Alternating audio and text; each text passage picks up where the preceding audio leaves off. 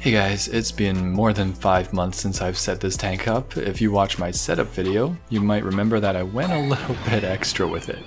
Check it out if you haven't already, it's a blast.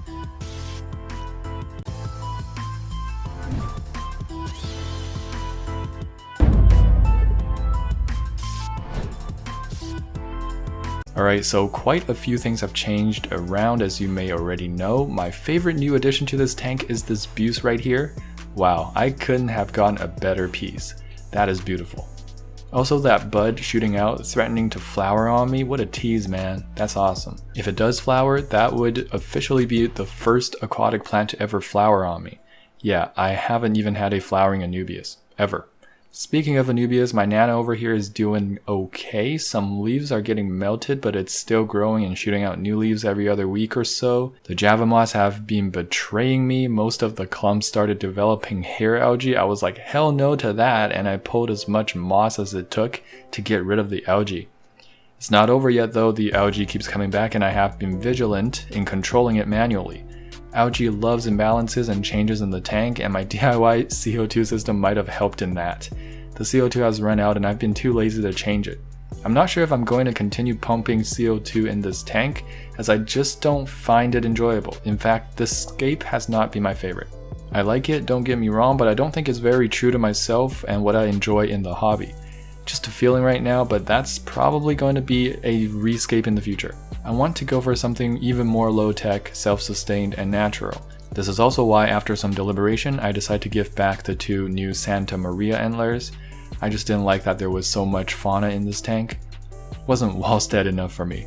So for now, we're still rolling with these female ember tetras that just don't seem to be able to color up. And the orange antler, who's just been a carefree spirit in this tank. He does not give 2 Fs about the individual territories set up by the tetras.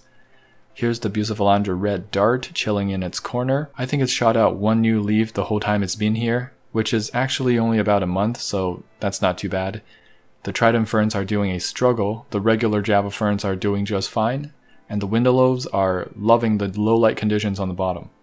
I'm so proud of my cribbed Winti green. They've been with me for so long, and all of this came from just 1 or 2 plants I purchased years ago. And here they are 3 or 4 tanks later, still propagating and multiplying for me, very satisfying.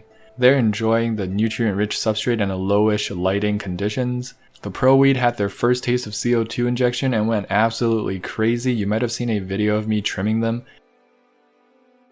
There was a massive amount.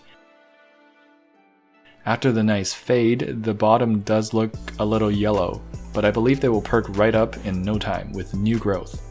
The mix of Rotala rotundifolia indica and H. raw have taken over the back wall and are poking out here and there on the surface, trying to go immersed.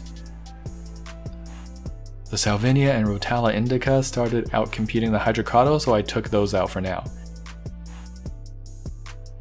The H. raw is doing its thing. That is one bendy boy.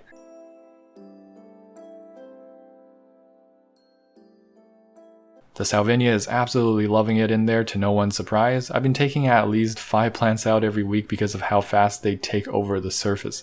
At least they're easily manageable, unlike duckweed. Last but not least, my big boy Barteri in the back is just hanging out, shooting a new leaf sometimes every other week, sometimes every month.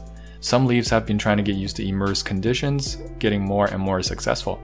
There's also some snails and shrimp wandering around in here, but other than that, that's pretty much it for the 5 months update of this little 60p. I know many of you were asking for more updates, and I'm sorry I didn't get it out sooner.